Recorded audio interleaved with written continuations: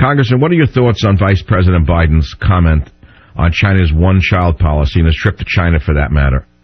Well, I know that Vice President Biden was trying to be gracious, but if you believe in life, and you have, as I have, seen a premature child, my child, grabbing the end of my finger and clutching, and just,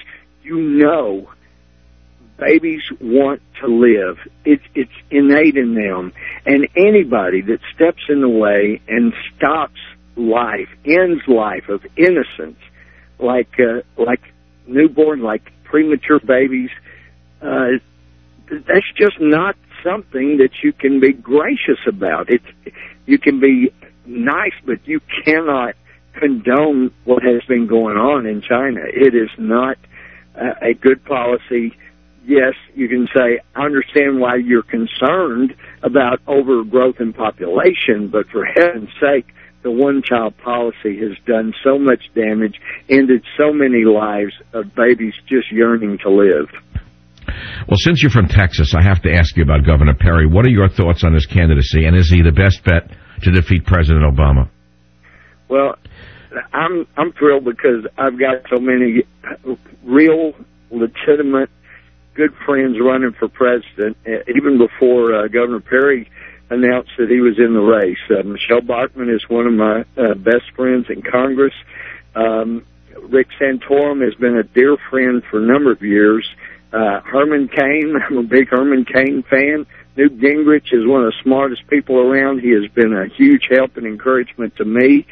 But, Governor Perry I've known since college, and he's got a good story to tell of getting out of the way and letting a state's economy grow itself.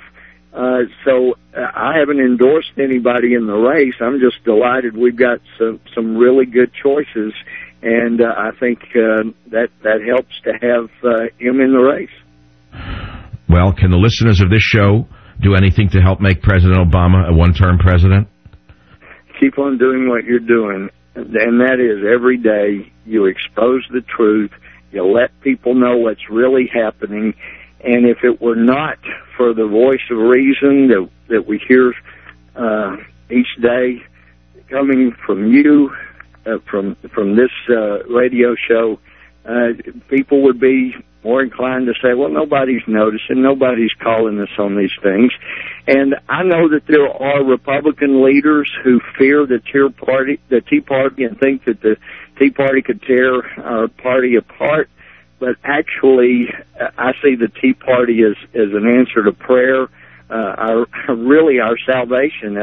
And if we do not stand on the principles, then they very well could both form a third party, and then that gives it to Democrats. So what I'm hoping that you will continue to do is to expose people for the mistakes they make and encouraging people to stand on what's right.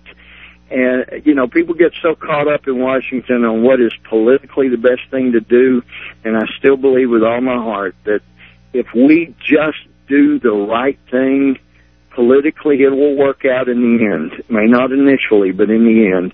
So we just got to have your voice continuing to point out what is right, and that we cannot continue the craziness of the massive overspending, the vast reach of government bureaucracies, the overregulation, and we just got to stop the madness. And part of that is the political correctness that you personally has witnessed firsthand from England. But, during the Revolution, one of the things, they quoted Voltaire, but it could have been somebody else that said it, and that is, I disagree with what you say, but I'll defend to the death your right to say it. Well, we have gone so far from that to now we're wanting to say, I disagree with what you say. I'm going to see that you lose your job. I'm going to see that you go to jail. I'm going to see that you lose everything you've ever had. I mean, that was not the way America was founded. And so if we lose people that will stand up and speak truth to power, as you do every day, then, we're done. And I just have too much hope and belief that this can be turned around, not the hope of Obama's speeches, but the hope that's inbred in us not to give up. So I appreciate you're not giving up and continuing to fight the good fight. Congressman Gohmert, thanks for joining us today on the Savage Nation.